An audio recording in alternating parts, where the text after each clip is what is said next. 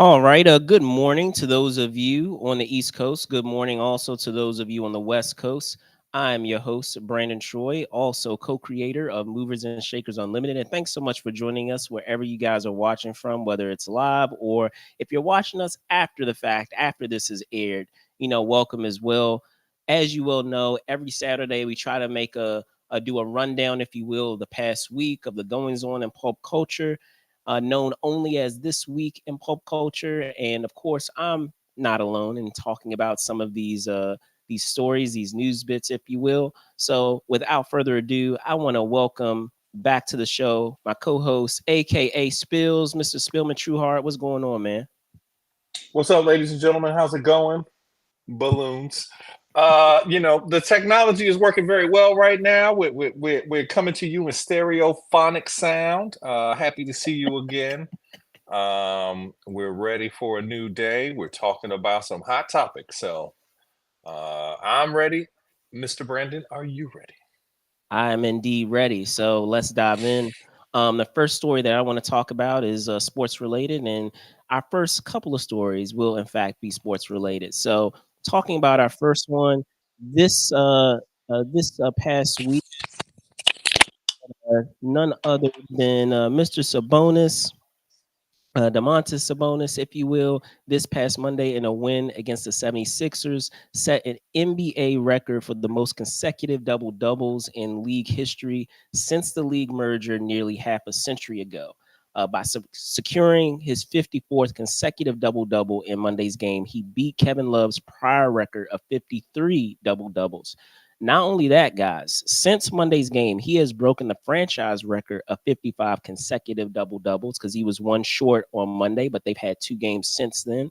And it also places him, in great company of, now having 56 double doubles. Spillman, what are your thoughts on Sabonis? We're gonna call him the younger Sabonis because obviously we all remember Sabonis. Well, not Pops, we all, yeah, because pops, some yeah, of us, some of us remember the older, elder. yes. Yeah, for sure. As a In Laker those fan, Trailblazer days with yeah, Stoudemire and Arvidas was a company, problem. Arvidas was a was problem. he So, was. doing his thing here in the NBA now, that's a good thing. That's a crazy record to have. I'm surprised that it's only 55 games. I mean, that seems like it's a lot of games, but it doesn't seem like it's a lot of games, if that makes sense. But, I imagine that, there's a lot of times where you'll get that 9 rebounds, but you won't get the 10th, or you'll get that 9 assists, but you won't get the 10th assist. So Sure. that's pretty cool. You know, it's good to see that the Kings are doing okay. We did send them home last year. Or did y'all send them home? Was that y'all or was that We sent us? them home. No, y'all sent them home. That's right. Yeah, we sent them But home. they've regressed a little bit to the mean. I think that, the Western Conference is kind of, we're all compact in there. Like, we might be 2 games behind them, but we're in the ninth and they're probably like in the sixth or fifth seed. Yeah. So it's all right there. We're coming for you, Sacramento. But as a Laker fan, you know, I'm happy to see this. It's interesting that Kevin Love was there. There's so many great I'm not power talking about forwards. Kevin Love though, because he's a triple double, double double, however way you want to. Oh yeah, Yeah, he's a machine when it comes to those. and Those. I bet he got it when he was in Minnesota and not with the Yes. Cavs or with the Heat. I think Yeah, this was a for Minnesota sure. stat For when he sure. was the only guy on the team. So that's just surprising. Kevin Garnett, all of the great power forwards we've had in the last 30 years. It's amazing that he and Kevin Love are the ones that have had this longevity with it. But I guess it's also a sign that your team don't have nobody else on there, because I can't think of anybody other than him and De'Aaron Fox on the Kings right now. Well, I mean, here's the thing. I'll say first, congrats to Sabonis in and of itself because I know it's not an easy thing. We've joked about it on here before about the idea of nepotism, and sometimes are players really talented enough to be in the league just because their parent was in the league, and good on Sabonis of demonstrating that that he is, among those elites that are in the league. It's unfortunate that, I feel like he's kind of overlooked oftentimes just by virtue of the insane skill sets that some of our offensive players have. So a lot of times, what he contributes and what he accomplishes gets overlooked. And then on top of that too, I feel like using that phrase, his game ain't sexy. Like it Not ain't. at all. Yeah. He's not going to have like those crazy poster dunks. He's not going to do look away 3-pointers. He's not going to do any of that crazy stuff. But in testament to the fact that he has set this record of this consecutive record that deals with consistency says a lot, about his work ethic and his game. And you know, I know that it's a good feeling for him to be able to.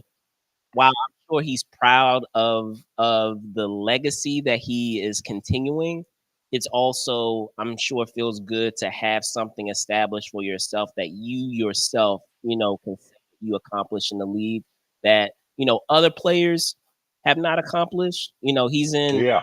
very rare company, and then on top of that, something that your dad had not accomplished. Yeah. In terms of those accolades, so good on him. It's awesome to see this. Unfortunately, like I said, with many of the things that have gone down over the course of this season, especially with the insane towards the beginning of the year, some of the insane like scoring records that have been set in this season. I feel like it's going to probably be an ongoing trend where people are not really going to appreciate this particular feat until it's long, until his career is long said and done, versus appreciating it while we're witnessing it now. So, any additional thoughts? Who do you think won that trade between the Kings and the Pacers? Because the Pacers traded him for Tyrese Halliburton. Who do you think won that trade? Because Halliburton has been an all-star and he's been an all-star for them. Yes, he And has. it's like I feel like it was a win-win, the rare win-win where the Kings got better and the Pacers got better. So I feel like that was just crazy. And then I'll also say this. I'm glad you brought that up. Is I feel like oftentimes, we have those instances, just like you said, where it can go, either way in terms of who got the better of the deal. But I feel like in a case like this, that a lot of times, and a lot of people can relate to this, whether you're an NBA athlete, whether you're in any other field or industry and you're switching jobs, a lot of times that change of scenery can make all the difference. So sometimes you can get a little stale in the role that you're in a given place, and sometimes just the change of scenery can like revitalize you and allow you to you know get another catch another win, so to speak, in what it is that you're doing. So I think it may be an instance of that, because as you said, they were still solid players, prior, but they've continued and actually progressed further in the teams that they're on now, following this trade. So all right, I wanted to also bring up this story because I know that we have a uber Laker fan, and so this is centered around the Los You got to Angeles. get out of here. You got to get out. Yeah, No, no, no. yeah, centered around the Los Angeles Lakers, of course. And this is in a game against the title contender Milwaukee Bucks. The Lakers rallied from a 19-point deficit in a win without LBJ, without LeBron James. And thus far, the Lakers have won 60% of their games when he has not played. Spillman, like I said, I know that you are a Uber Lakers fan. What do you attribute to this stat or I guess you say statistic that has you know been been revealed? I'm gonna call this good roster construction, ladies and gentlemen. You see, over here in purple and gold, forum blue and gold, as we like to call it, as the late great Doctor Jerry Buss used to call it. Actually, no, that wasn't Jerry Buss. That was Jack Kent Cook, another great. But at any rate, the Lakers, we've got good guys. We've got them horses, as they say. We've been on the uptrend. We started the year shaky, and we're still trying to come back from that. But I was looking at some of the advanced stats. We've been above 500 every month since like December.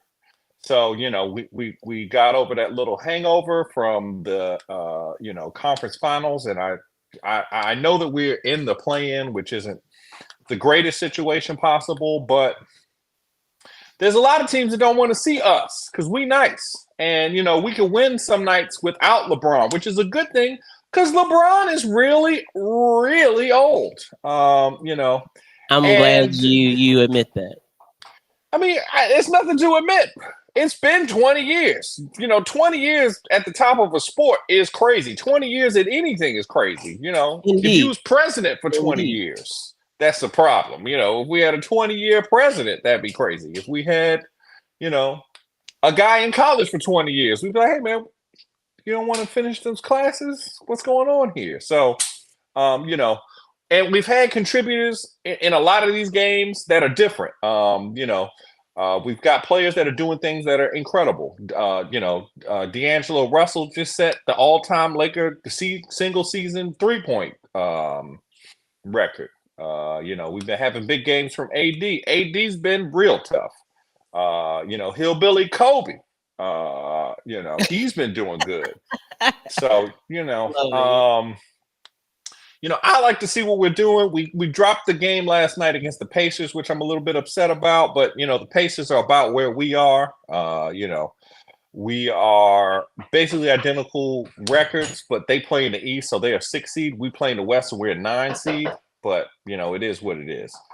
No, I hear you. I hear you. Yeah, yeah. So I'll say this. I feel like a lot of times this can be attributed to I'm curious how you feel about this, Spielman, is just that idea of that effect that a lot of people talk about with having LeBron on your team, or just having such an overpowering component with a team. A lot of times what you'll see is by removing that element from the team, it allows a lot more of the team to feel like they can relax a little bit and actually play a little looser. And if he's on the floor, then they feel like they have to, play a little tighter, or they're thinking too hard on a lot of things when they should just play their natural way. So, while I will say, and we've talked about this offline, that AD, I'll give credit where credit is due. AD has been consistent.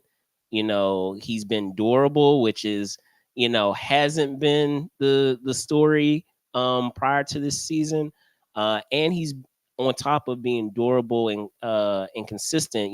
He has had, a has been a real presence on both ends, because I know that's been a huge talking point too, is while he may have a solid defensive game in a given game, he may not be aggressive enough on offense, or vice versa. You may be aggressive on offense but is not really acting as a presence on the defensive end, and kind of getting burned by whoever he is defending, when we all know he's capable of playing on both ends.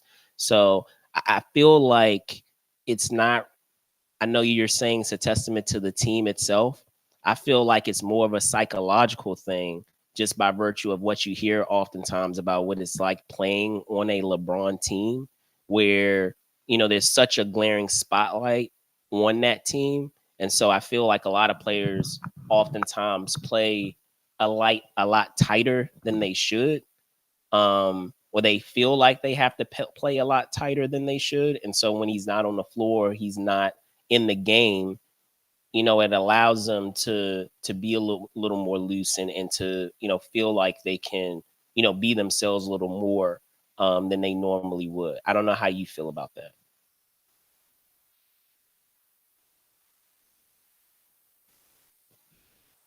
Go ahead. I'm sorry. Okay, yeah, sorry about that. We were having some baby difficulties. Sorry about that, ladies and gentlemen. Yeah, I think that oftentimes with teams like players like LeBron, especially towards the end of their careers, the Lakers struggled with this from 2011 until 2016 when Kobe was at the end of his career. The other guys kind of like it's like they're in there with him. He's not. They're not. It's not that it's a team. It's like it's kind of it gets to be like Kobe and the Lakers or Michael and the Wizards even Yeah, yeah.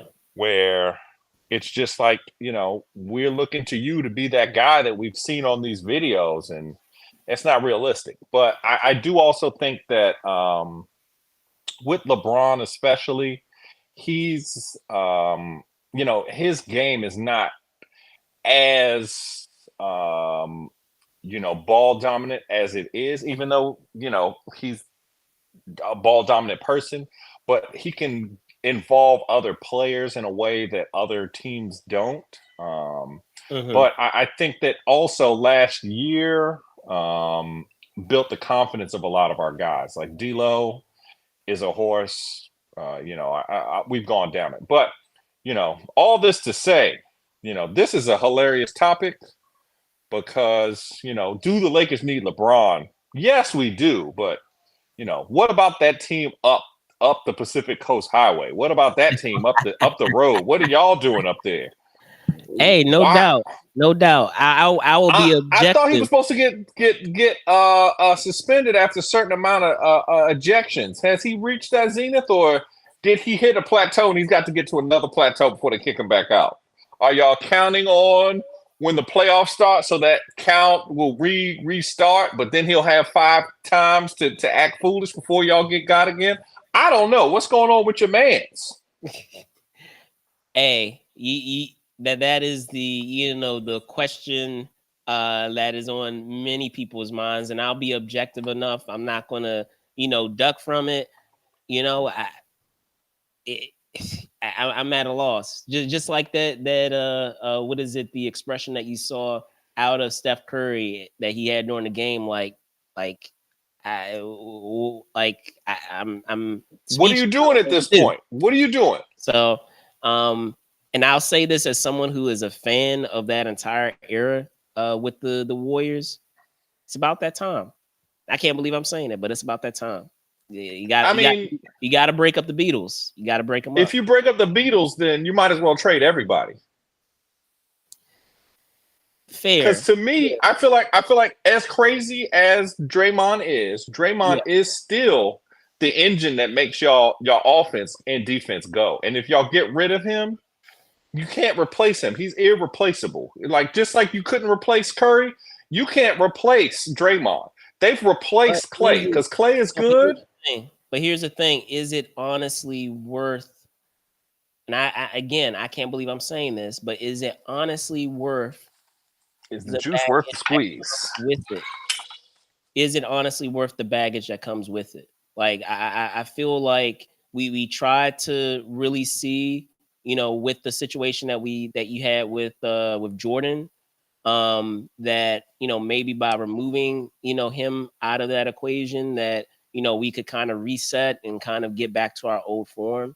And don't get me wrong, we won a title, after what you say, yeah, we won a title, in that time of having him there, and there was an intention that we would still do that, but it may be an instance of what I was mentioning before, where I still feel like all of the players that are a part of this, of the dynasty of the Warriors are still capable of, having another run, but under the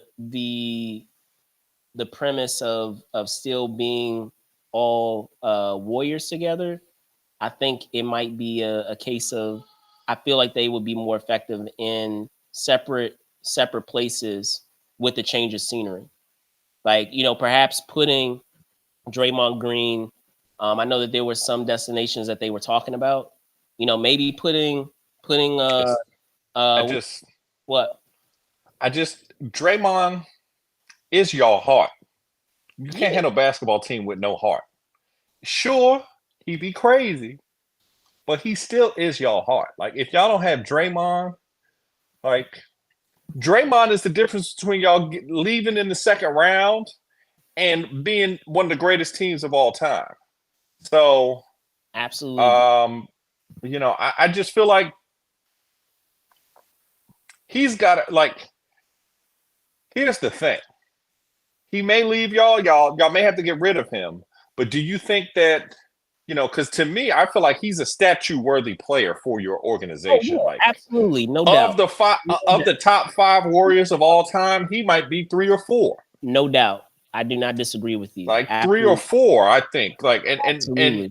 you know, if you look at the counting stats, that sounds crazy, Yeah, but to me, it's not crazy for the impact and like what he meant for the organization and everything. I just can't see it as anything else. But like it's one of those unfortunate things that like it's like a marriage sometimes. Like sometimes you love that person, but they just too crazy to stay with, and it's like unfortunately, you know, y'all work well together, but they be making it harder for you, namely the Warriors organization. And Steph Curry is an all time great player, but like and see, that's just it. Like, I don't want to waste away Steph's, you know, Steph is however old too, though. That's the thing. Steph is old. he is, but at the same time, he's still having, still is having an He's still, incredible yeah, season. So I would still want to be able to maximize as much, squeeze as much as we can out of, the great play that we're still getting out of Steph. In the same way that you have with LeBron, we don't know how much longer this greatness is going to be on display. So we yeah, really got to take advantage of that. And so, and speaking of, like, give me an example. We were just talking about Sabonis earlier. We have players that are out there that provide that same skill set as Draymond Green. And I absolutely agree on everything that you just said. But at the end of the day, too, if you are becoming a toxic component in some instances to the dynamic of the team, in the long term, even in the short term, yeah. it may not be Because a he's good. lost y'all a championship already. So Yeah, I mean, I'm he's a huge won fan of four. Draymond. He's won four, but he's lost one. Y'all Yeah. could have been, y'all could have been five Oh and no, I know six. this. I know this. And here's the question: if that had happened, would we even have gone after Kevin Durant at that point? You would have had to. You would have had to. It was So, just too easy. It was just too easy. so But it is what it is, man. it is what it is. But switching gears, we do have a show that is uh commencing this weekend on the West Coast, and that's none other than WonderCon, of course. If you're not familiar with the show, it is, I guess you can say, the brother or sister show of San Diego Comic Con, and I want to thank Michael P for the content that we provide that he provides here with some of the look at the show. Just to give you some background information on WonderCon if you're not familiar. As I said, it's a 3-day show in Anaheim. It features over 900 exhibitors in a 412,000 square foot exhibit hall filled with comics, original art, toys, merchandise from many popular artists, publishers, and retailers. Not only that, it also includes some, programming in regards to television, to games and other forms of media. Spillman, I don't believe you've had a chance to go to WonderCon, but has that been on your bucket list of places to potentially hit up? Yes, I've never been to WonderCon. I would love to go. I hear Anaheim is wonderful this time of year. Yes. I do like the West Coast. It's beautiful in California. It's very beautiful there. I'm getting into more of the cons because I'm spending more time with our dear friends here at this week in pop culture. Yes. So I'm interested to see what they got. WonderCon seems like it's a good time. Obviously, Anaheim, you know, Orange County. It's not Los Angeles, though, ladies and gentlemen. Let me tell you this. Anaheim is Anaheim. They say that baseball team out there is the Los Angeles Angels of Anaheim. That's not Los Angeles. I think they even got their own airport. Don't they have their own airport out there? I believe so. Yes. Yeah, you can fly directly into Anaheim. But it's a good show.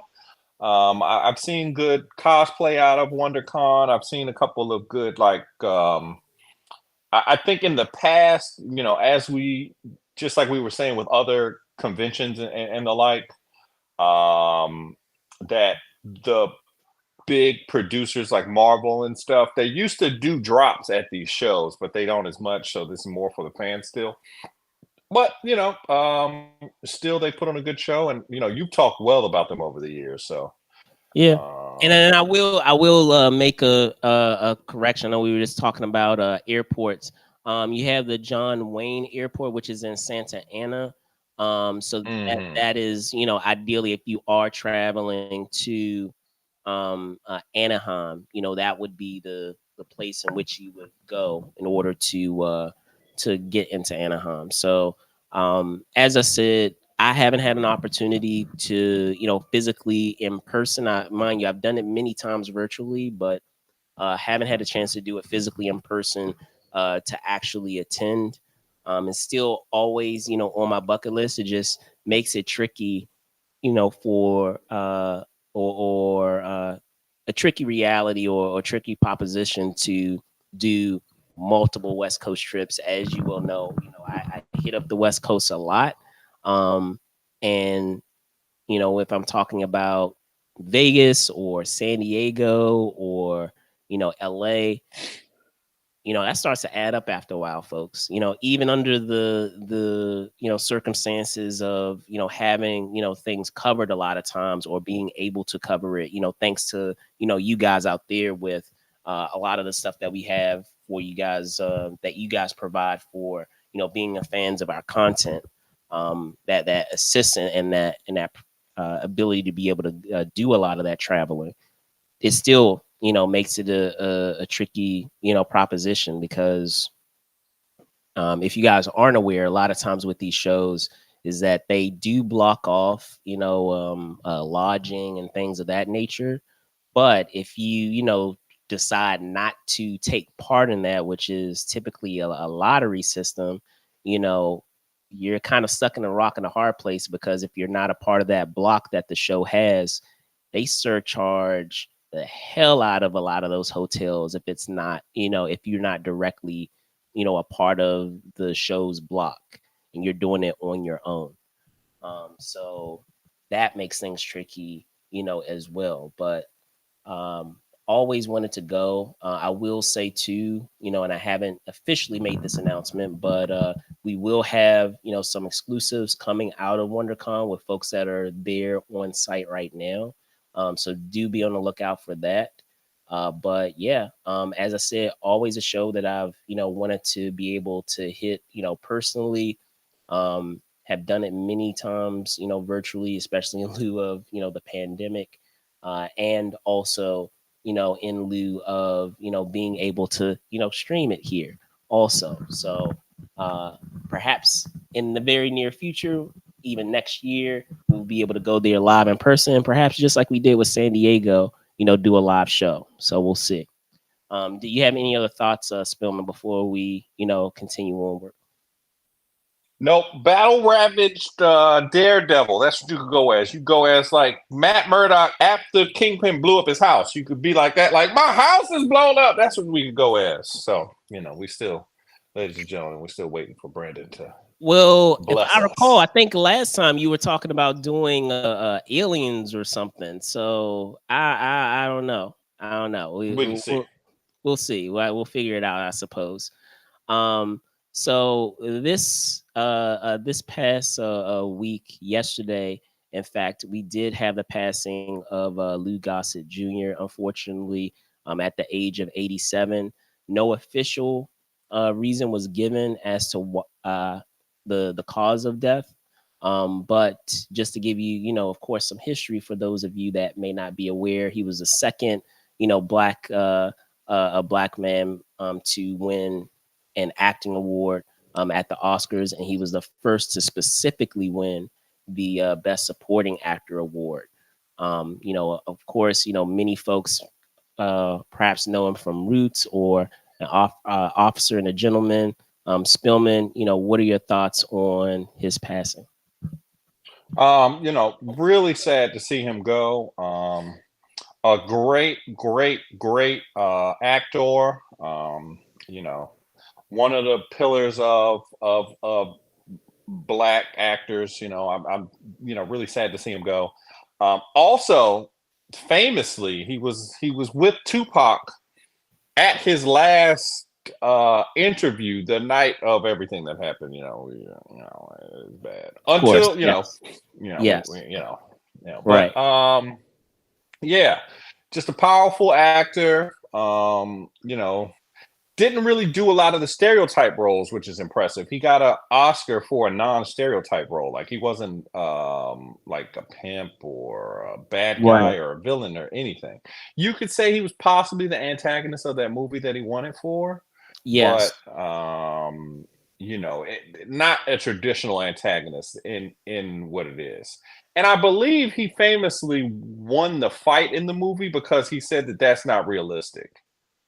Right. Yes. Yeah. Yeah. So, Because I think in uh, the script, Richard Gere was supposed to win, and he said, "Nah, I don't yeah. feel like Richard Gere would be able to beat this guy in real life." And Right. him beating him doesn't mean that he's overcome him.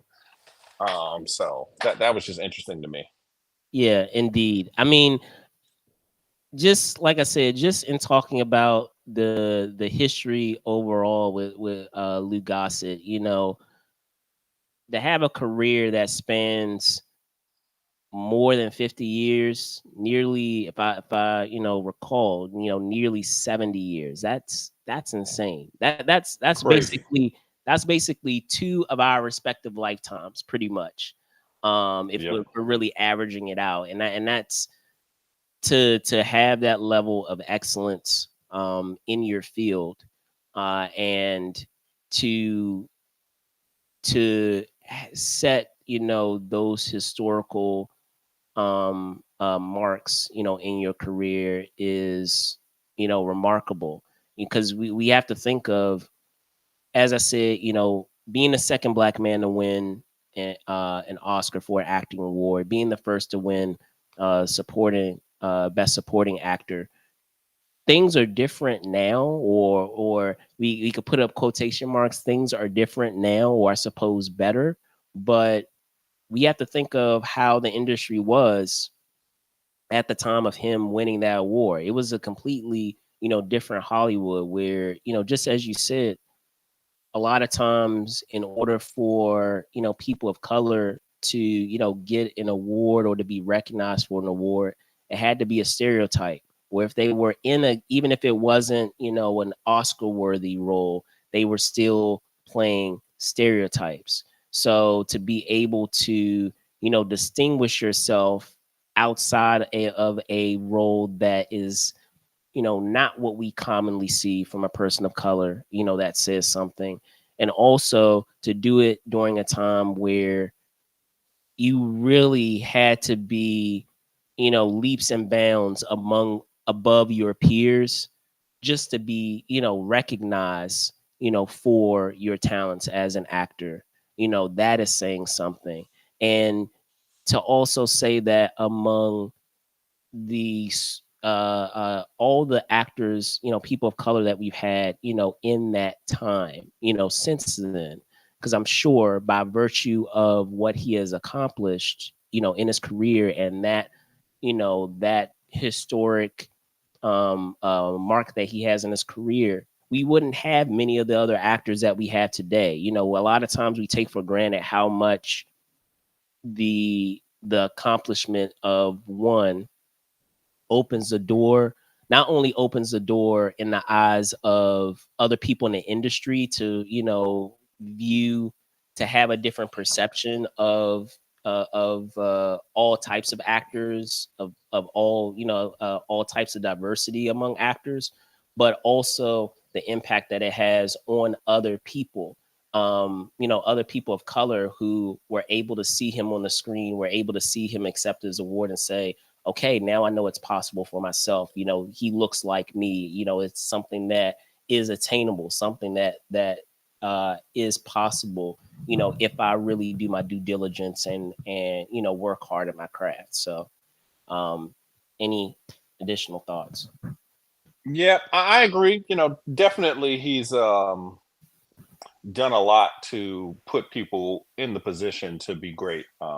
Just like he's done a lot with I feel like Sidney Poitier winning his Oscar and stuff was so far before his. And he won, and then it started where it was like, all right, now we can start winning, because I think Denzel won a few years after him. Then there were some more people who won them, and then we've gotten EGOTs and stuff like that. So I think that he really opened it up for us to be considered as talented enough to win this award. Because before him, it was Sidney Poitier, and that was like 20. I think it was almost 20 years, because I think Sidney Poitier won in the 60s. Yeah, Um, yeah. I believe yeah, so. Yes. yeah. So just the fact that he's able to do that is just impressive. And obviously Hattie Daniels won hers way back. Yeah. Yeah. And And that one, again, where if we're yeah. again talking about the time, which is why like I keep stressing the fact that, in each of these cases, it's not the current day and age of what we see Hollywood as now, where there's more of an effort um to have diversity, and there's more of an effort to making a point to do so at all levels of the industry. And again, it's not perfect. You still have those instances where there are issues, but in comparison to, just as you said back then with Gone with the Wind, and even with Sydney and with Gossett here, those were different times with what we had with black actors in the industry. I mean, I could make it something as basic as just the idea of relationships. Like I Hmm. remember in a time in the 80s and even up through the 90s where it was nearly unheard of to have, a black male lead and, a, Caucasian woman as your, co-lead, being in a romantic relationship. Look at Like, all them Will Smith movies. or I would say, even with, if we're talking about, or vice versa, if it's a white man and a black woman, like, there have been many instances, if we're talking about a lot of films that I enjoy, it's still, if you're looking at a lot of the BTS elements of those said films, a lot of the actors talk about, okay, originally, this was what we were actually going for. And you could kind of see it between the lines and watching the film, but they never actually, confirm or illustrate that they're actually in a relationship. If we're talking about Eraser, right?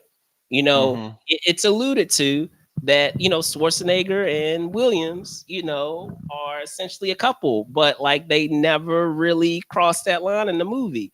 If we're also talking about, you were talking about a film just now, people forget about Pelican Brief, and that film, under any other circumstance, They would the have fell in two love in that leads, movie. the two leads would have become a couple. And just by Yep. virtue of the fact of the nature of where the industry was at that time, they never have the characters go in that direction, just by virtue of where the industry was at that point in time. Want to give a shout out to Ray. What's going on, Ray? Good morning, sir. Hope you're doing well as well. Hope you're enjoying your Saturday. But yeah, like, I don't know if you have any additional thoughts before we hop into a trailer that I would like to dive into. Oh, I'm excited about this trailer. Let's jump into it.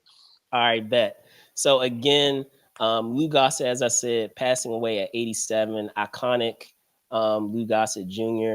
Now, in getting into our next story, just as I, teased this now, we did have a trailer for, a always fun action franchise, and that's none other than Bad Boys. And this is with Bad Boys: The Ride or Die trailer, aka Bad Boys 4. It premiered over the course of this week. Now, the trailer gives us a look, of course, with our two leads with Will Smith and Martin Lawrence.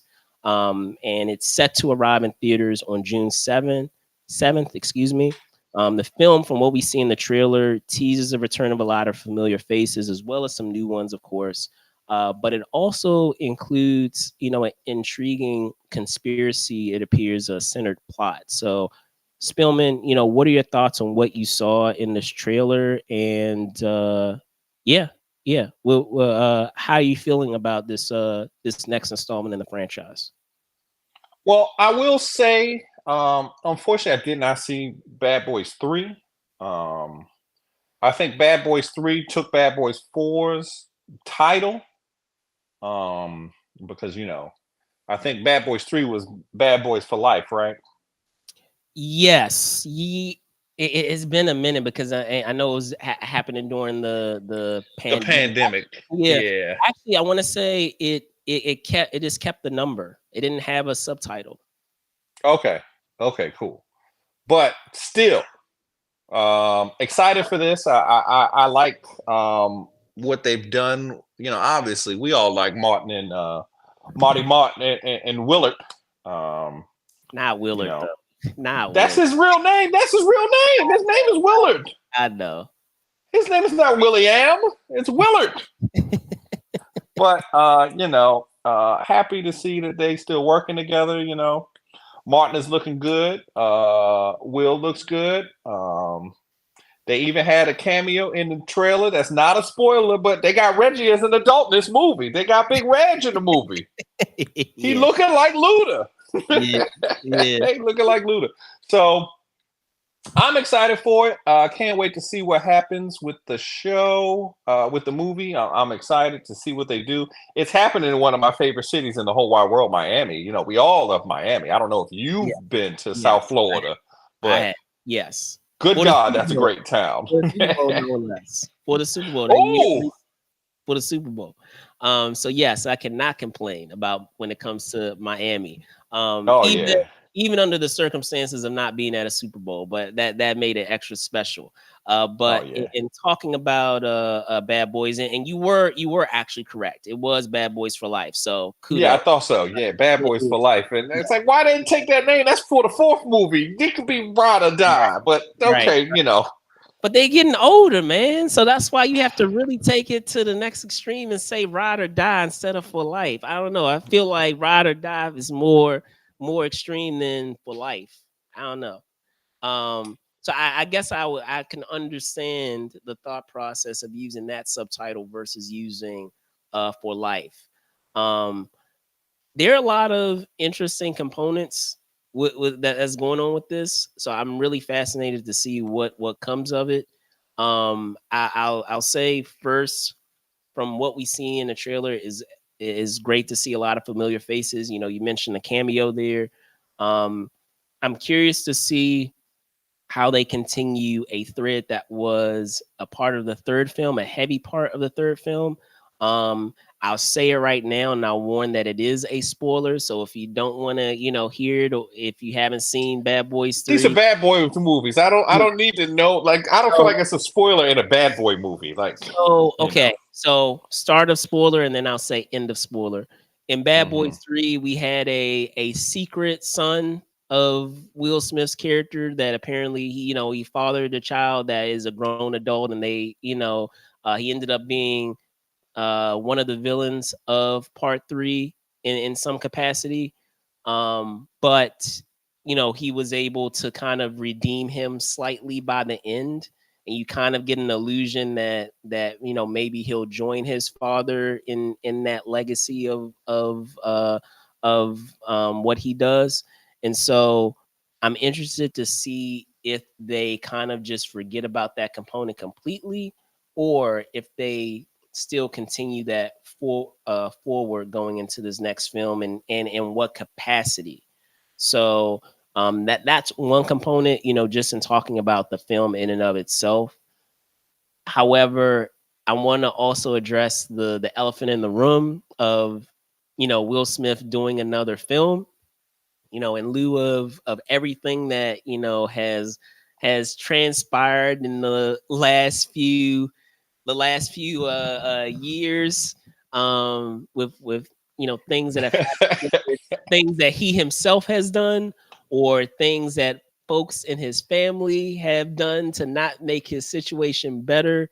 We still can't deny how a lot of times that can have an effect on how films do. And we don't really talk about, I know we don't really get into a lot of gossipy stuff, and that's on purpose on this show.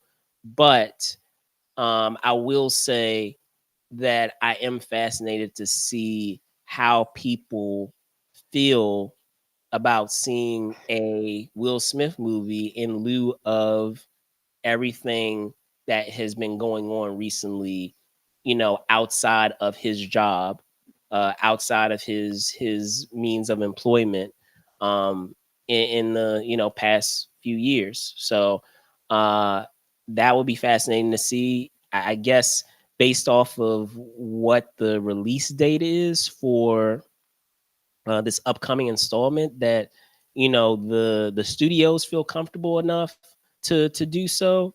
um Let me see. Oh, that's right. That's right, Ray. Keep that wife's name out your mouth. That's right. Keep it out your mouth, Brandon. Hey, I You better ain't. watch out. Hey, I ain't explicitly say anyone's name, but You I'm see how big those shoulders are in the back of that picture? He's gonna come and get you, Brandon. Look at sure them shoulders right here. I'm talking about, and I'm sure a lot of folks will agree that there have been a lot of times where things have been unnecessary and didn't need to be shared, but it was shared anyway. So unprovoked, unprovoked. So, be that as it may, like I said, I'm interested to see what becomes of how people respond to us having a Will Smith film. The studio seems to have confidence in it, because if you guys are not really aware of how things happen in the industry, a lot of times films are released in January when they don't have confidence in something. And if I recall, the last Bad Boys film actually was released in January. So they didn't really have a lot of confidence into the third film, but I guess based off of the momentum and the surprise of how well the third film did, that there's still a desire to for this franchise to continue. So they're placing it right in the heart of summer, which is a good sign that they actually have faith in the film. And it also, harkens us back to that time where, you know, people would agree, that in that decade of the 90s, like Will Smith like owned the summer. Like his He was movie. Mr. Summer. So, especially in July, that's all I'll say. With a lot of the films that he had that released in July, he had that on lock. A lot of times, you would have films that would move their release date because you had a Will Smith film dropping in that given weekend, during the summer, because you knew that it was pretty much a wrap. If he had a film arriving over the summer. So I'll be interested to see if he can kind of recapture that with this upcoming film. How people feel in forking out their money to support the film, because while Bad Boys 3 was a hit, we also have to remember that it happened before a lot of the craziness that has happened in the last couple of years. So, any last thoughts before we move on? I just want to say that Meek Mill being on this track for Bad Boys for Life is hilarious, and I feel you, Ray. I feel you. But yeah, very hilarious. But we won't get into that. Right, indeed. And then I also want to, welcome on. I just saw that we had a couple of folks hop on with us. Welcome, to today's show and talking about this week in review. If you have any questions, any comments, just as Ray, has been doing so, feel free to, drop it there in the comments, and we'll be sure to, address them for you. But again, welcome. Getting into our, next story, and this is actually centered around something that is local to us. As you guys know, we are in the in the nation's capital. This is surrounding the Caps and the Wizards, of course. Caps and the Wizards staying in DC. If you recall, we had done a story not too long ago of talking about how there was the intention of the Wizards and the Capitals moving to Virginia. However, on Wednesday, during a press conference with Mayor Muriel Bowser and Monumental owner Leonis. They held a news conference to share that they had reached an agreement to keep the teams at Capital One Arena in DC until 2050. So Spillman, I know there had been a lot of back and forth. Are they moving to Virginia? It looks like they're moving to Virginia. There is not going to happen in Virginia now. Now we hear that they are back in DC. Your thoughts officially? I feel like officially they were never going to leave and go to Virginia. The whole idea that he was trying to um Play you chicken. know yeah, um I felt like he was going to do that, and I don't think that he would have. The chicken move that he should have done was hold it up as a franchise that was moving to another place. Like, he wasn't going to be able to move them across the water. That never ever works. It worked kind of with FedEx Field, but that was like 40 years, that was 30 years ago now at this point. And teams don't really move from city centers anymore into the suburbs, except for like I think the Braves did most recently. But most teams are moving into the city centers now. Um, so just you know, obviously Ted is selling a lackluster product with his basketball team, and part of his issue is that he sells a lackluster product and no one wants to see it. So he's trying to blame everything but the fact that he's putting out a bad team.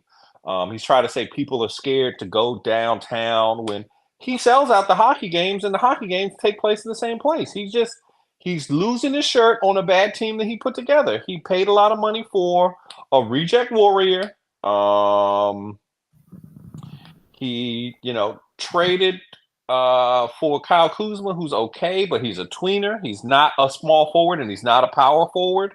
So they're just kind of stuck with those guys that they pick. They pick a lot of random international players to try to play up different guys. And Ted is just not a basketball owner. He's more a hockey owner. He bought the team because he bought one of the teams, and he was like, I might as well buy this other team because I'm in halfway anyway. Um, but they just the Wizards are just not doing what they're supposed to be doing. They don't win any games. They had Bradley Beal for a million years, and Bradley Beal didn't make them any better. Obviously, we see that Bradley isn't that great because he's out there with Kevin Durant and Booker, and they don't win that many games. So it's unfortunate. Obviously, it's a hard city to recruit for the NBA because Washington D.C. is not a place that a 22-year-old wants to live. Which is Unless he weird to has. me. I'm gonna I say mean, it's not that weird. It's not it that is weird weird to me. It is weird to if me you have a because choice. If you have a nah, choice. it's weird to me because you would think, and I think this is just more a factor of how you how you properly promote your city.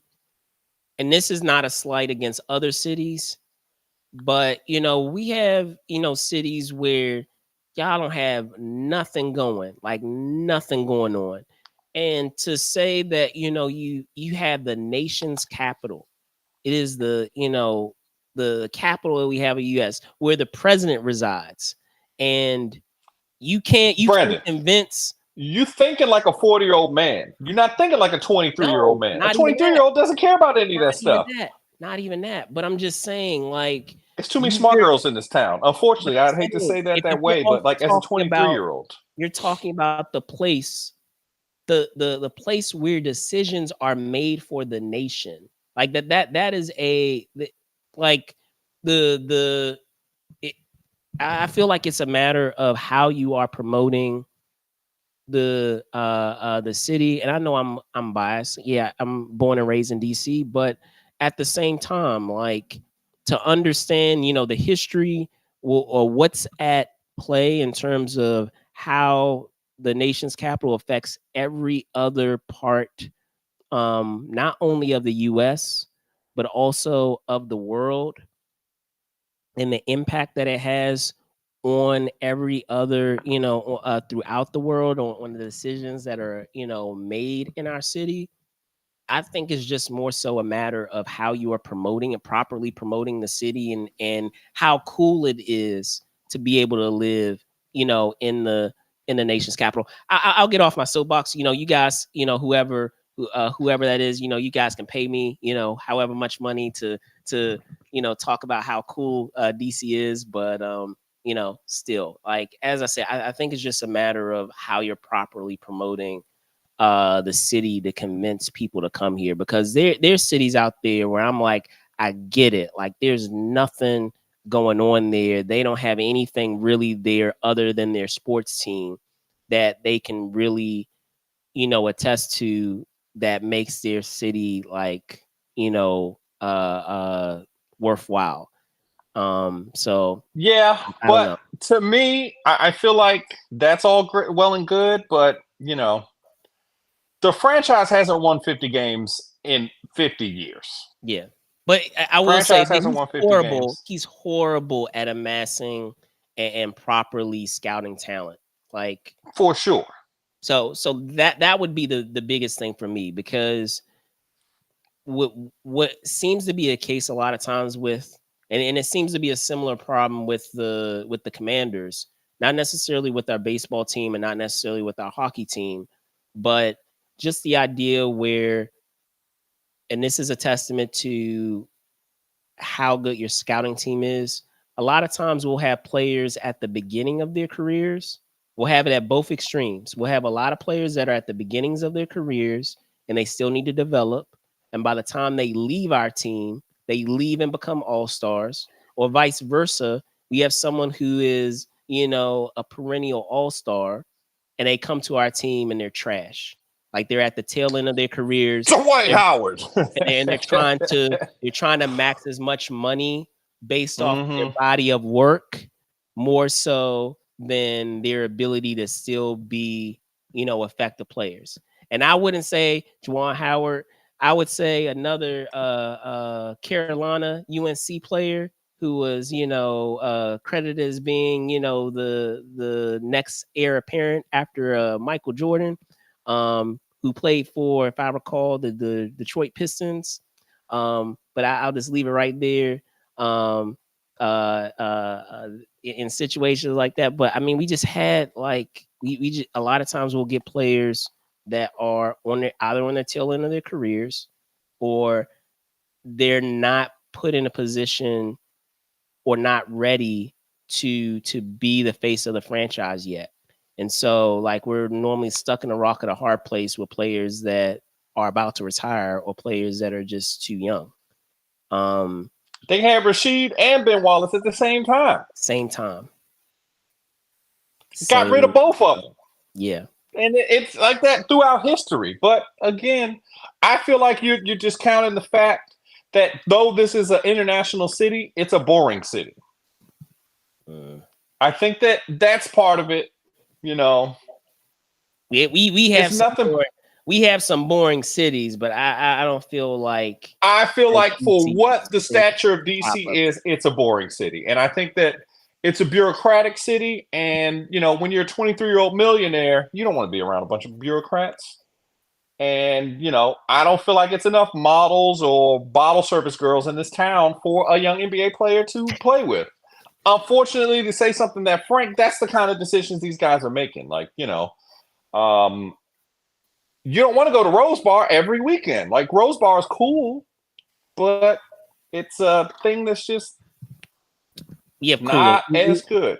We I feel like the nightlife, it doesn't get enough credit for DC. Like I feel like there's enough there for for a younger player to be able to It's a to have a fishbowl, social brother. life, huh? I feel like it's a fishbowl. I feel like it's only so many places a young African American man can go, and these are the guys we're talking about. A millionaire African American, he's just not going to come here at the top of his powers. He might come here when he's got a wife and children, and the wife's like, those schools in DC are great. We've got lots of great schools we can send the children to. That's why we get the old guys. That's why the young guys, as soon as they get the chance, they leave because they're like, hey, I don't want to talk to people about $4,000 a month schools. That's not what I'm into. And I get that. I get that there's lots of cultural things. But again, 23-year-old guys do not care about cultural things. They don't want to go to an embassy. They want to go, But see, I'll say this. I'll say this. The reason why I bring up the point of the importance of DC and the impact of DC, so many often, so often is so often the case that you hear about players and their legacy, right? And them, becoming a conglomerate or getting into business, and what better place to be able to develop a business where you have a place where laws and policies are put into effect, like you're on at the very grounds where those things are happening. And I feel like if you're talking about your career after basketball, a lot of times you have a lot of players that are, developing those businesses. So that way, by the time they retire, they already, have a foundation with a lot of, with revenue, with business ventures that they have. Just like you would have something like that with LeBron with LA. I feel like that is an untapped market that you could take advantage of being here in the nation's capital. So I agree. I understand what you're saying, but that there is no professional athlete pipeline to politicians. It's only really ever been one or two of those. Like Bill Bradley famously did that, but Bill Bradley went to Princeton, so a yeah, lot of the things you have to do in a life to get yourself into a hold on, sorry, ladies and gentlemen. you're fine. You're fine. Um, just the idea that you would move into the halls of power from the NBA or the NFL is just really not that realistic. You might have to do another jump, and I think that's why I mean, not it's a even little bit more necessarily being a politician. popular for players to do it from like Los Angeles. That's why Los Angeles has always been a thing because it's not a big jump to go from starring on TV as a athlete to starring on TV as a movie star. Like lots of players have done that. That's so much easier. So I think that, you know, sometimes people don't write their own blueprint. They'd be like, well, Michael had an NBA career and he started making movies, so I'm gonna start making movies. Or, any other numbers. Jim Brown, all these kind of people who've done these kind of things. It's not that many athletes who, because I think part of it too is if you've spent your whole life playing sports, we don't believe that you know what policy is. Like that's just something that's just, you know, the people that did policy did not play Such sports. You only have so much time in your life. So to jump from athletic entertainment industry into the political wonky industry is so different. And I So was gonna say, let me be clear on that. Not necessarily becoming politicians, but just understanding how that that component can be helpful with someone's business, and yeah. not really having to go through a middleman when you are elsewhere, but can go have the opportunity to go right to the source. So with any business related venture that you have, or things that you're trying to do. So maybe I'm just thinking differently. I don't know. I No, feel like I'm not. having I'm not. experience I'm not. I'm not downing on what you're thinking because that's real. I mean, it is what it is. They want to make the money. They want to be in positions of power, especially with the amount of money that these players are making now. I think that's why DC's always been a good place, especially in the NBA for international players, because there are certain pockets of those kind of communities. Like Ovi's loved it here. He's been at Russia House for the last 20 years. It feels like he always be at Russia House. He always be partying and doing those kind of things. But I think for like more U.S. based, Domestic. those kind of guys, domestic guys, it's a place you go on your eighth grade trip, and it's not, it's a great place, but like, you know, as you get older, it seems a lot more attractive, because obviously, socioeconomically, people are in a different place here, so you kind of, you have that ability to do the restaurant thing or the arts thing. You could be a patron of the arts and stuff, but by the time you're a patron of the arts, you're probably not that good at sports no more. So, it's just unfortunately what it is. So good to see that they're staying, but Fair enough. they, yeah. Fair enough. So getting into our last story, I had it here in the background. As you know, um, whenever we have our main story, I always try to put it here in the background. So as of this week, as you guys will know, we have X-Men 97 that is up and running. And it was revealed this week by Disney that within its first 5 days on the streaming platform known as Disney Plus, X-Men hit 4 million views, which makes it the streamer's most watched season one premiere for a full-length animated series since Marvel's What If, which of course debuted. It's crazy to believe, almost 3 years ago, guys. So when we were, still amongst the, in the midst of the pandemic. Spillman, you hear this news. Is it surprising to you? And if it's not surprising, just what is your reflection on how monumental that number is within a show's first 5 days? Well, I feel like this is what we expected from Disney Plus when they announced this platform. We expected them to be making shows for the people who are paying for this platform. Yes. They spent a lot of time selling us on the vault and then limiting access to the vault, which is frustrating. But that's how, unfortunately, the streaming platforms are making money. They went through a whole strike over last year that we talked extensively about behind practices just like that. But I've seen a lot of the Gen Zers and stuff complaining about X-Men. Like, who asked for this? We asked for it, Gen Zers. Us people that was born in the 80s. You see that?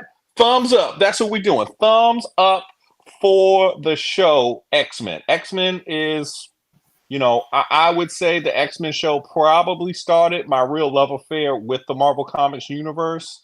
When we were children, it was mostly DC stuff. Batman and Superman dominated the space of superhero shows. Um, I believe that this show and Batman came on Fox at the same season or Close. consecutive seasons. I think Close. it Yeah. might have been Close. close, Yeah. but this show also appeals to a lot of people because of the content matter of X-Men. It's not just pure beat them up.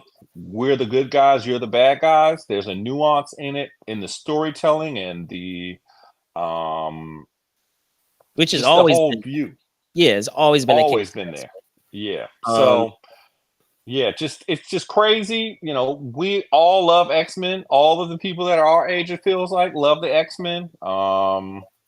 It's just, they've been printing money with X-Men for 30 years now. Since this show, they did this show, they did that Spider-Man show, then they did the X-Men movies after the Blade movies, and they've been printing money with X-Men since well, then. I will say this: X-Men, no doubt, with the animated series, it. I'll just say they don't make cartoons, superhero cartoons the way they used to. Like, we were really spoiled, Spillman, in terms of that day Oh and yeah, for age. I sure. mean, we have what? We have Batman the animated series, just as you mentioned just before. We had X-Men. We had Spider-Man the animated series. We had a Fantastic Four. We had the Phantom. We had the Tick. Like, we had like so many. We had Batman Beyond in during that time too. I'm trying to think of if there are any The other ones. Justice League Justice League, yeah, and the Justice League Superman Unlimited, show. Superman, the animated series. Like we had so many shows, like an embarrassment of terrific animated shows that we don't really see as much anymore. But I will say it's always funny because I remember when the last trailer for this series came out and how there was a lot of, I guess you could say, controversy. I feel like controversy is too strong of a word, but controversy, because I can't think of a different term, centered around like some of the voice actors and oh how come like this doesn't sound like the same voice actor. And I'm like, a if it is the same voice actor, voices change, from 30 years ago. And B, guys need to be more sensitive because, with some of these actors that, that we don't have them around anymore. Like they've Yeah. gone on and passed, unfortunately. And so we have someone else taking over, in their stead. But, the intention is still there to still be able to provide that same feel of that character. Um, so understanding the circumstances of that of doing a show, which is crazy, more than 30 years after the original, and what they've been able to do in just the few episodes that we have, I've been really impressed with. Because I'll be honest with you, I was a little skeptical, not necessarily with what I saw in the trailers, but in watching the show, I'm like, okay, will this be able to recapture, the feel of, watching this show, every Saturday morning. It used to be a part of, the end of the Saturday morning lineup. It used to wrap up. Oh yeah. It used to be the end of that Saturday morning lineup at like what, like 11. I want to say 11 o'clock, 11:30. 11:30. Yeah, Yeah. because I remember, and tell me if anyone remembers here in the comments, they used to either have Saved by the Bell after that show, or they used to have this, Hang time. or Hang Time, or they used to have this show. Tell me if anyone remembers WMAC Masters, the martial Oh arts show. yeah. Oh So yeah, I remember that. that takes me back because you had some folks that are Mortal Kombat alums that are a part of that show that were character models for a lot of the Mortal Kombat video game franchise. But anyway, I digress. Is I've been impressed just in the 3 episodes that we had of what they've been able to accomplish, and them being able to find ways to address story plots from 30 years ago and still have it feel like it just happened yesterday. Like it feels seamless in those moments where they address certain story beats that have happened before. And I'm like, oh yeah, that's right, such and such happened, or this happened in that episode. And being able to think back on that and relive that and recall that. So that's been great. And then them being able to still keep the iconic intro has been awesome too. So we'll see if they're able to continue that momentum. But at least with what they've shown thus far with the 3 episodes that we have, I've been impressed. I also like the way that they modernized some of the characters with some of the things that the characters have done in the medium, in Yeah. like the comic book medium, Yes. without going too far into the future. Like it seems like it's a natural progression of what would happen with these characters. So I think Yeah. they've done a really good job with it. Obviously, this is the kind of thing that Disney paid for Marvel for, to make money like this, and you know, I'm buying it.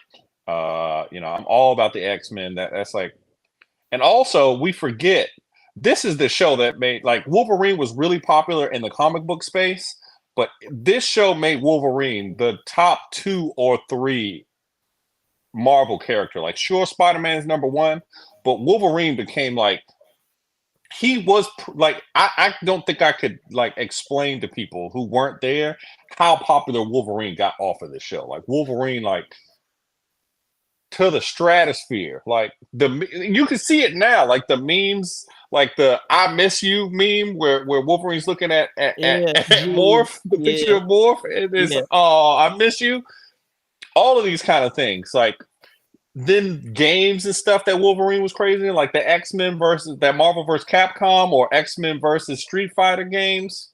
And I'll say Just there have been all types of characters because I mean, yeah, even you could arguably also arguably say Gambit too because like Gambit had a huge following, you know, because of how cool the character was in this show, and what he you know what he brought to the table in this show, because he very much has that same kind of roguish quality, pun intended. He has a very roguish quality that Wolverine has, where you know, yes, they are a part of a team, but they have. I feel like what makes them both intriguing is that they have kind of this wild card type of component to them that people really you know enjoy. That even though they can function in a team, they are very much loners and kind of you know they have a, a component of them where you don't know what they might do next or what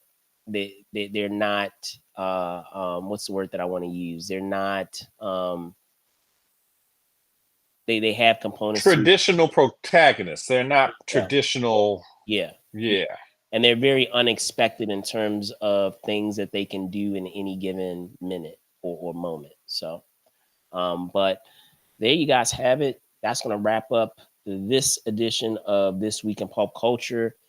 Thank you guys so much for watching. As always, I'm going to punt it over to Spillman. Spillman, can you tell folks where they can find you?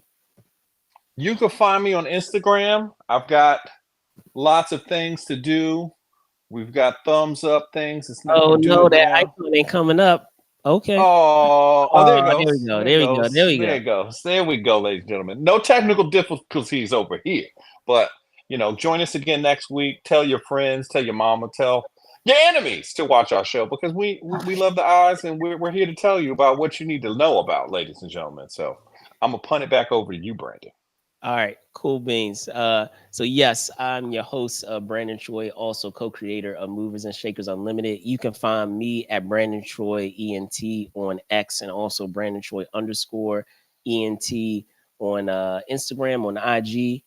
As I said, we will be doing some exclusives with a WonderCon, and we may have some other surprises in store as well. So be on the lookout for those. But with that out of the way, thank you guys so much for watching. Be safe out there and see you soon. Peace. Peace.